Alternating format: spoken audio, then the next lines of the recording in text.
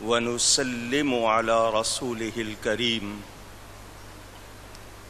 وعلى آله وصحبه أجمعين.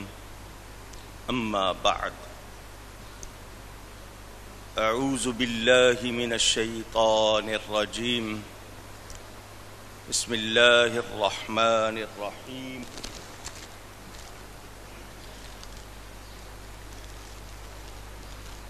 فاذكروني أذكركم. صدق اللہ العلی العظیم. محبت کے ساتھ ایک مرتبہ دروشی پڑھ لیجئے. اللہم صلی علی سیدنا و مولانا محمد معدن الجود والکرم وآلہ وصحبہ وبارک وسلم.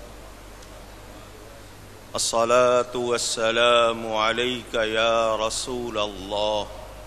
الصلاة والسلام علیک یا حبیب اللہ. الصلاة والسلام علیک یا رحمة للعالمین وعلى آلک واصحابک یا شفیع المذنبین. الحمدللہ ثم الحمدللہ. آج ماہ رجب کا تیسرا جمعۃ المبارک. ہر سال اس موقع پر ہم مجدد مسلک اہل سنت، خطیب اعظم، عاشق رسول، محب صحابہ و آل بطول، حضرت علامہ مولانا محمد شفیع صاحب اکاڑوی رحمۃ اللہ تعالی علیہ کا سالانہ عرس شریف مناتے ہیں. 2 روزہ عرس ہوتا ہے. گزشتہ شب 10 بجے ہم نے چادر پوشی کی تھی، گل پاشی کی تھی. اس کے بعد پہلی نشست ہوئی تھی جو رات تقریباً 2 بجے تک جاری رہی. آج عرس شریف کی دوسری نشست ہے اور مہمان ہمارے تشریف لائیں گے، خطاب کریں گے. آپ خطابات سماعت کریں گے. اس حوالے سے پہلی بات آپ کو یہ بتانی ہے کہ والد صاحب قبلہ کی تاریخ وفات 21 رجب ہے، مگر انتظامات کرنے ہوتے ہیں، دنیا بھر میں رابطے کرنے ہوتے ہیں. تقریباً 50 سے زائد ممالک میں اہل سنت کی مساجد میں، مراکز میں، خانقاہوں میں، مدارس میں، اداروں میں آج 32واں سالانہ عالمی یوم خطیب اعظم منایا جائے گا اور وہاں اہل محبت، اہل عقیدت فاتحہ خوانی بھی کریں گے اور حضرت خطیب پاکستان کا تذکرہ بھی کریں گے. چاند نکلنے کے بعد اگر انتظامات شروع کیے جائیں تو 20 دن ناکافی ہوتے ہیں. وہ تیاری میں وقت لگتا ہے، اس لیے پہلے سال سے ہی یہ پروگرام بنایا تھا کہ ہم رجب کی تیسری جمعرات اور جمعہ کو عرس منائیں گے. الحمدللہ ایصال ثواب تو ہم روز کرتے ہیں، لیکن عرس شریف 21 رجب کی بجائے تیسری جمعرات اور جمعہ کو منایا جاتا ہے. ہر سال کوشش ہوتی ہے کسی نئے خطیب کو متعارف کرایا جائے. ملک بھر میں اہل سنت کے بہت سے خطباء ایسے ہیں جنہیں کراچی کے لوگ زیادہ تر نہیں جانتے. تو ہم ہر سال کسی نئے خطیب کو بلاتے رہے جمعہ کا دن ہمارے استاذ محترم شیخ الاسلام والمسلمین شیخ القرآن حضرت علامہ مولانا غلام علی صاحب اشرفی اکاڑوی رحمۃ اللہ علیہ ان کا خطاب ہوا کرتا تھا، اور جمعے کے دن کسی اور کو نہیں بلایا جاتا تھا۔ 2000 عیسوی میں ان کا وصال ہو گیا، وہ پردہ فرما گئے۔ اس کے بعد جو خطیب آتا تھا کوشش ہوتی تھی کہ وہ رات میں بھی خطاب کرے اور دن میں جمعہ میں بھی خطاب کرے۔ ابتدا میں حضرت علامہ مولانا سید محمد محفوظ الحق شاہ صاحب بورے والا سے وہ تشریف لائے، حضرت مولانا مفتی احمد یار صاحب اکاڑا سے تشریف لائے، مولانا محمد عارف نوری صاحب وہ تشریف لائے، خطیب الاسلام حضرت مولانا سید شبیر حسین شاہ حافظ آبادی وہ تشریف لائے، ان کے بھائی حضرت مولانا سید فدا حسین شاہ صاحب وہ تشریف لائے۔ اس کے علاوہ حضرت مولانا شمس الدین بخاری لاہور سے وہ تشریف لائے، مولانا محمد حنیف قریشی صاحب راولپنڈی سے وہ تشریف لائے، حضرت مولانا سید ریاض حسین شاہ صاحب جو اس وقت جماعت اہل سنت کے مرکزی ناظم اعلیٰ ہیں، پہلی مرتبہ کراچی اسی عرس میں تشریف لائے۔ اس کے علاوہ مولانا عزیز الدین کوکب راولپنڈی سے وہ تشریف لائے، مولانا خواجہ وقار احمد صاحب وہ تشریف لائے، مولانا قاری حسان صاحب فیصل آباد سے وہ تشریف لائے۔ یہ میں نے صرف آپ کو جھلکیاں بتائیں۔ یہ علماء شروع میں فاضل جلیل حضرت مولانا محمد ابراہیم خوشتر صاحب جو مانچسٹر اور ماریشس میں ہوتے تھے، سنی رضوی سوسائٹی کے سربراہ وہ تشریف لائے، اور مقتدر علماء زعماء آتے رہے۔ استاذ العلماء حضرت مولانا فیض احمد صاحب اویسی بہاولپور سے وہ تشریف لائے تھے۔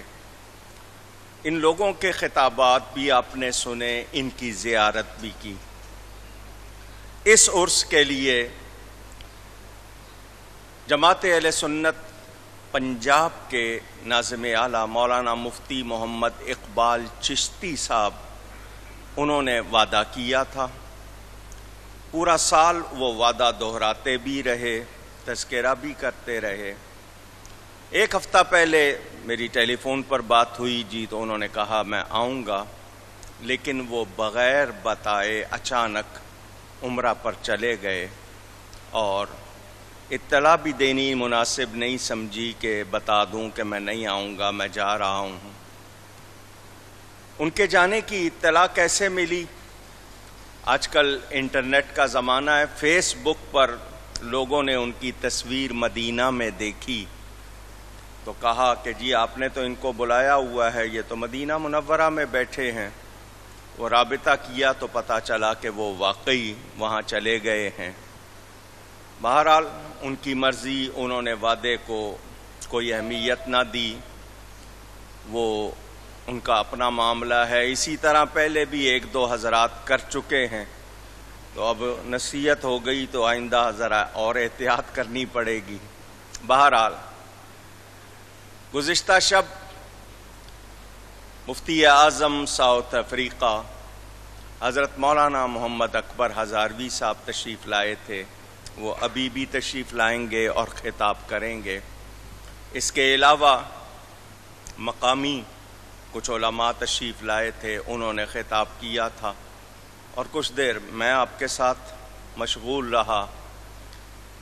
حضرت خطیب اعظم رحمۃ اللہ علیہ کا عرس ہو یا کسی بھی ولی کا عرس کیوں منایا جاتا ہے؟ ایصال ثواب کے لیے، کہیے گا۔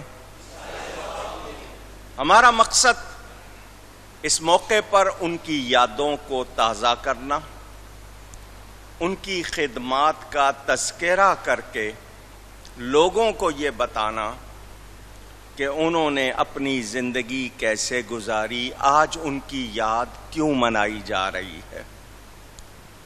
کراچی والے حضرت والد صاحب قبلہ رحمۃ اللہ علیہ سے بہت واقف، چونکہ 32 سال کا عرصہ گزر گیا اور نئی نسل آ گئی، لیکن ابھی وہ افراد خاصی تعداد میں موجود ہیں جنہوں نے حضرت خطیب اعظم کو دیکھا اور سنا۔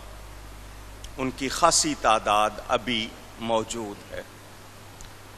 1955 میں پہلی مرتبہ والد صاحب قبلہ کراچی آئے تھے۔ رمضان کے مہینے میں آخری 10 دن، آخری عشرہ جس میں لوگ اعتکاف کرتے ہیں، اس عشرے میں طاق راتوں میں، جس کو شبان قدر کہتے ہیں، 21، 23، 25، 27، 29، یہ 5 راتیں، کراچی کی جامعہ مسجد اس کو رام باغ کہتے تھے اس زمانے میں، والد صاحب نے اس کا نام آرام باغ رکھا تھا جو منظور ہو گیا۔ اسی طرح گولی مار کے علاقے کا نام گل بہار رکھا تھا، وہ بھی منظور ہو گیا۔ تو وہاں 21ویں شب میں پہلی مرتبہ اپنے استاد محترم حضرت مولانا غلام علی صاحب رحمۃ اللہ علیہ کے ساتھ والد صاحب کراچی آئے تھے۔ پہلی تقریر 21ویں شب میں آرام باغ میں ہوئی۔ کراچی والوں نے پہلی رات سنا اور پہلی رات ہی ان کے دیوانے ہو گئے۔ پروگرام یہ ہوتا تھا کہ 21 کے بعد 23، پھر 25، پھر 27، لیکن 23ویں شب کے بعد وقفہ نہیں کیا، روزانہ رات کو پروگرام ہونے لگا۔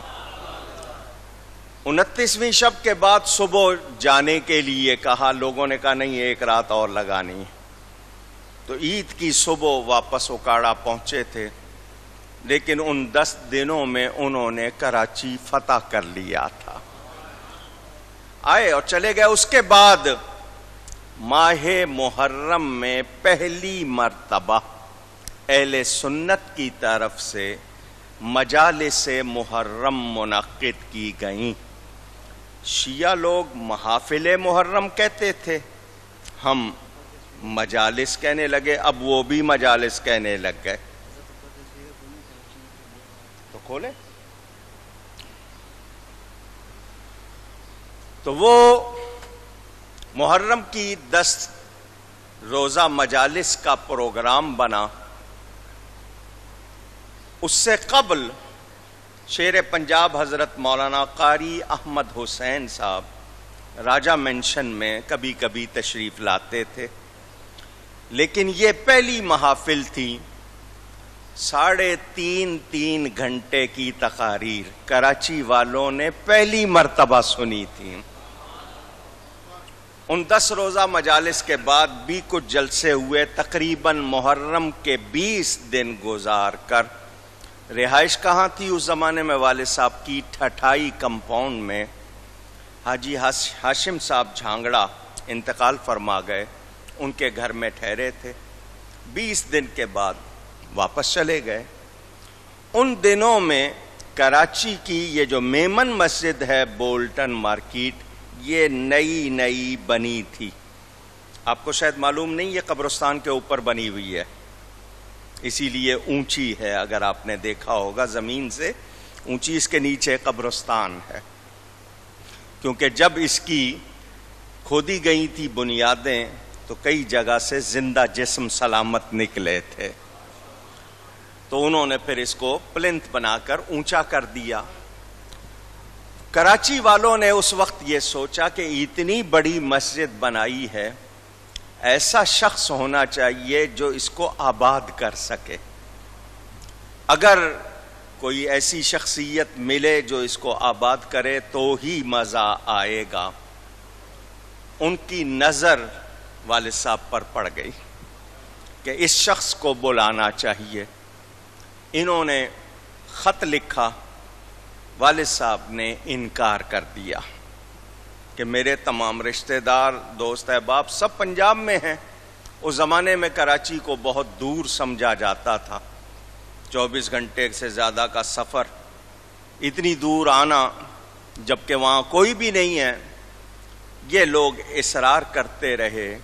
میرے پیر و مرشد گنج کرم حضرت پیر سید محمد اسماعیل شاہ صاحب کرما والے رحمت اللہ تعالی علیہ، انہوں نے والد صاحب کو یہاں بھیجا، یہ کہہ کے کہ کراچی مدینہ کا دروازہ ہے، کیونکہ جو لوگ جاتے تھے مدینہ پہلے کراچی سے ہی جاتے تھے، اب تو دوسرے ایئرپورٹ بنے جانے لگے، تو یہ باب المدینہ ہے، یہاں جائیں، اللہ تعالی آپ کو اتنی برکتیں عطا فرمائے گا کبھی ختم نہیں ہوں گی۔ یہ ان کے الفاظ تھے۔ ڈیوٹی لگ گئی تھی، ایک ولی اللہ نے بھیجا تھا، انہوں نے کچھ اور نصیحتیں بھی فرمائیں، والد صاحب آ گئے اور آتے ہی کراچی کا نقشہ بدل دیا۔ یہاں سڑکوں پر سنیوں کے جلسے نہیں ہوتے تھے، یہ میں آپ کو حقیقت بتا رہا ہوں۔ مسجدوں میں ہو گئے، کہیں ہو گئے، کچھ علماء تھے وہ چھپ کر کام، کیونکہ یہاں پر دوسروں کا اثر بہت تھا۔ والد صاحب نے یہاں کی محنت، اور ایسی محنت کی کہ صرف مختصر سے وقت میں باقاعدہ گلی گلی نغمات نبی گونجنے لگ گئے۔ نعرہ تکبیر، نعرہ رسالت، حضرت مفتی اعظم ساؤتھ افریقہ،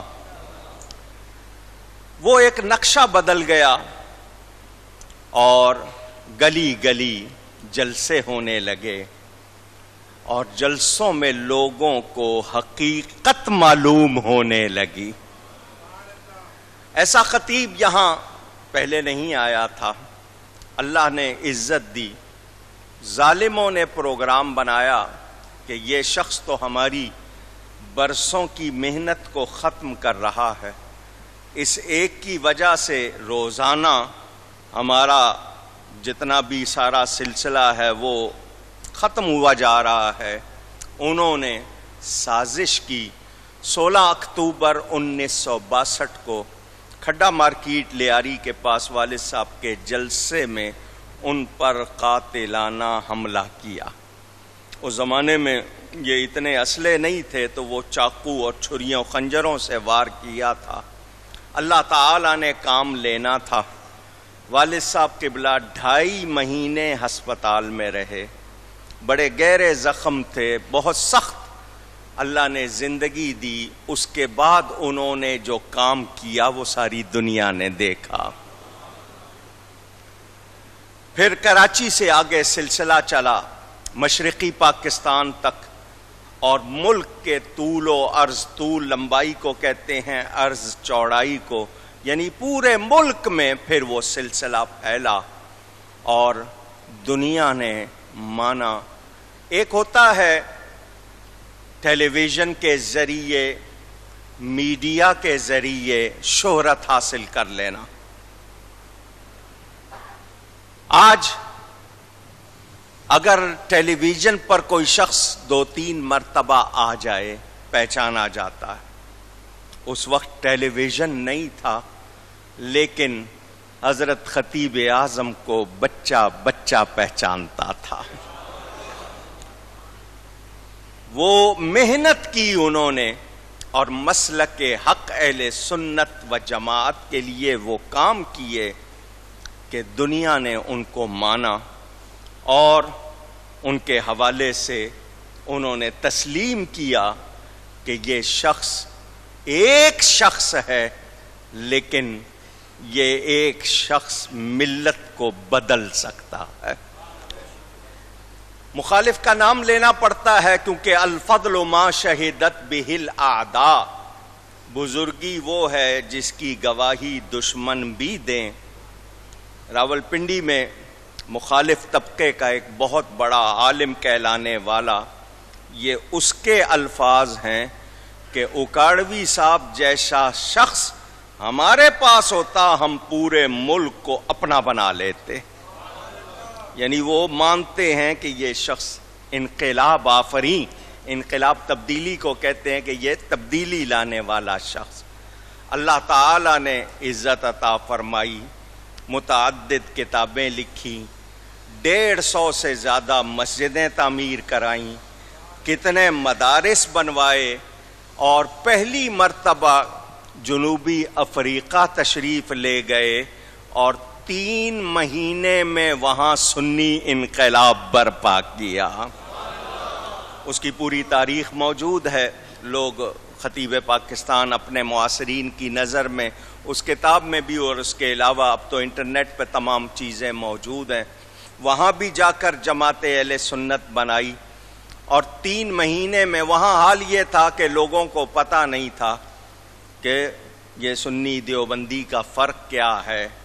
وہ بھی پتہ چلا. مساجد میں صلاۃ و سلام شروع ہوا، نعرے نہیں لگتے تھے، نعرے لگنے لگے، اہل سنت کے مراکز بننے لگے، اور لوگوں کو پتہ چل گیا.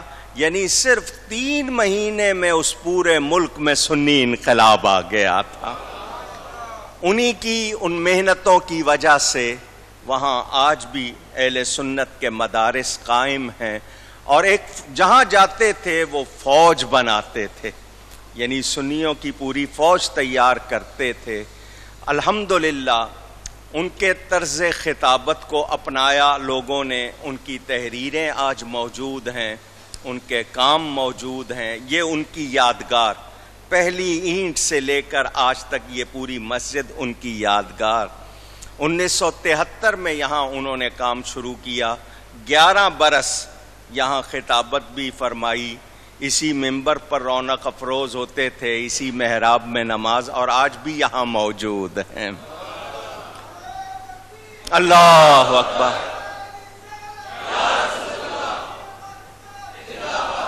3 مرتبہ انہیں حضور صلی اللہ علیہ وسلم کی زیارت ہوئی.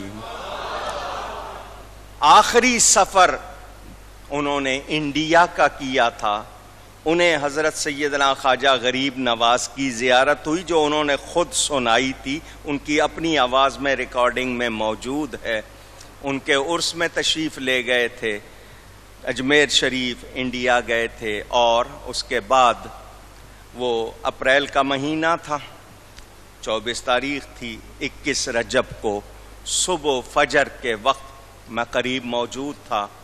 درود غوثیہ پڑھتے ہوئے ان کی روح نکلی تھی. ہاتھ میں گھڑی پہنی ہوئی تھی، کوارٹز گھڑی، جو یہ بیٹری سیل سے چلتی ہے. 5:05 پر ان کی وفات ہوئی. وہ گھڑی جو بیٹری سیل سے چلتی ہے وہ بھی اسی وقت رک گئی، آج تک میرے پاس موجود ہے. یہ گھڑی کا رک جانا بھی ایک عجیب بات، حالانکہ وہ بیٹری سیل سے، ایک تو ہوتا ہے نا جو نبض سے چلتی ہیں یا چابی سے چلتی ہیں، وہ بیٹری سیل سے چلنے والی گھڑی بھی رک گئی. ان کا اگلے دن نشتر پارک میں نماز جنازہ ہوئی تھی. لوگوں کا کہنا کہ قائد اعظم کے بعد وہ سب سے بڑا جنازہ تھا. تو یہاں وہ اپنی قبر خود بنا گئے تھے، وہیں آرام فرما ہیں. اللہ تعالیٰ ان پر کروڑوں رحمتیں فرمائے. 9 پارے انہوں نے 27 برس میں بیان کیے تھے. 9 پاروں کی تفسیر کتنے عرصے میں؟ جس آیت سے انہوں نے تفسیر چھوڑی تھی وہاں سے آگے میں نے شروع کی، اور 32 برس ہو گئے ہیں. ابھی میں 18ویں پارے پہ ہوں، یعنی 9 پارے میں نے 32 برس لگا دیے. ابھی اس پہ جاری ہے سلسلہ. اللہ نے چاہا تو ضرور پورا ہوگا. آپ حضرات اسی طرح یہ سنیت پر ان کا احسان، ملت پر ان کا احسان. انہوں نے اہل سنت کو بیداری عطا کی، انہوں نے اہل سنت کے لیے کارہائے نمایاں انجام دیے. اہل سنت کی طرف سے میلاد النبی کا جلوس ان کی یادگار، مجالس محرم ان کی یادگار، 12 روزہ مسلسل محافل میلاد، پہلے کبھی کبھی ہوتی تھی لیکن 12 دن مسلسل ہونا ان کی یادگار. ایسے ایسے لوگ، میں صرف ان بات کر کے ختم کرتا ہوں، حضرت مفتی صاحب خطاب فرمائیں گے. عجیب بات، مجھے تقریباً اب تک 51 کنٹریز، ملکوں میں جانے کا اتفاق ہوا. 5 برور اعظم گھوم چکا ہوں. کچھ ایسے ملک جہاں مجھے پتا چلا کہ مسلمان صرف چند ہیں، ان کی تعداد کسی جگہ 1000 بھی نہیں اور کسی جگہ 1000 سے کچھ زیادہ، عورتیں بچے مرد ملا کے. سوچا چلیں، جانا ہوا ہے وہاں، تعارف کرواتا ہوں والد صاحب کا، یہاں لوگوں کو شاید معلوم نہ ہو. وہاں پہنچا تو پتہ چلا کہ وہاں بھی والد صاحب کی کیسٹیں موجود ہیں. امریکہ کے ایک شہر میں میں چلا گیا. میں نے ان سے پوچھا، یہاں پر یہ بات آج سے تقریباً 20 یا 21 برس کی ہے، پہلے کی، 95-96 کی. وہاں کیسٹوں کی دکان، میں نے ان سے سیدھی سی بات کروں، مسجد میں کھڑا ہوں، میں نے کہا یہاں کوئی پان ملے گا؟ پان کھاتا ہوں. انہوں نے کہا ایک جگہ ہے وہاں پر مل جائے گا، چلیں. وہ گئے تو اتفاق سے وہ کیسٹوں کی دکان تھی اور چھپا کے وہ پان بھی رکھتا تھا. وہاں پر بڑی بڑی فلموں کے پوسٹر لگے ہوئے، وہاں کے کچھ انڈیا کے، کچھ وہاں کے ہالی ووڈ کی تصویریں اور کیسٹیں سب کچھ رکھی ہوئی تھیں. میں نے اسے کہا، دکاندار سے، وہ مسلمان نہیں تھا، میں نے کہا تمہارے پاس کوئی مسلمانوں کی کیسٹ بھی ہے؟ اتنی ساری ہیں، کوئی مسلمانوں کی بھی ہے؟ اس نے کہا ایک ہے. میں نے کہا لاؤ. وہ نکال کے لایا تو والد صاحب کی کربلا کی تقریر نکال کے لایا.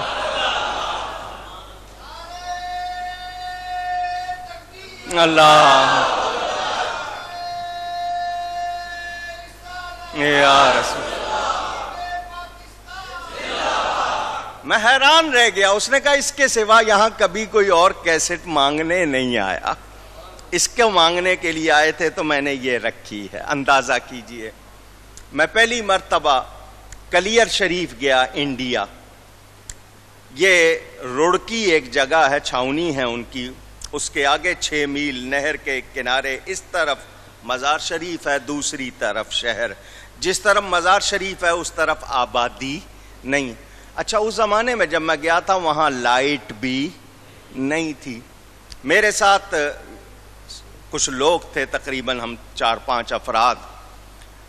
وہاں مزار شریف پہ گئے تو وہاں پر میں نے ایک صاحب سے پوچھا، ہمیں لنگر میں کچھ ہدیہ ڈالنا ہے. کہاں ڈالے؟ اس نے کہا کہ یہ پیچھے ہمارا دفتر ہے. اس نے امام صاحب کو بلایا مسجد کے. وہ سادے سے بوڑھے آدمی تھے، بہت سادے سے، کہ ان کو دفتر میں لے جاؤ، یہ کچھ وہاں پر ہدیہ جمع کرانا چاہتے. امام صاحب چلتے ہوئے پوچھنے لگے آپ لوگ کہاں سے آئے ہیں؟ میں نے کہا پاکستان سے. کہا پاکستان کے کون سے شہر سے؟ میں نے کہا کراچی سے. کہنے لگا مولانا شفیع اکاڑوی کو جانتے ہو؟ میری آنکھوں میں آنسو آ گئے. یہ یہاں رہتا ہے، نہ اس کے پاس ریڈیو ہے نہ اخبار ہے، یہاں بجلی بھی نہیں ہے.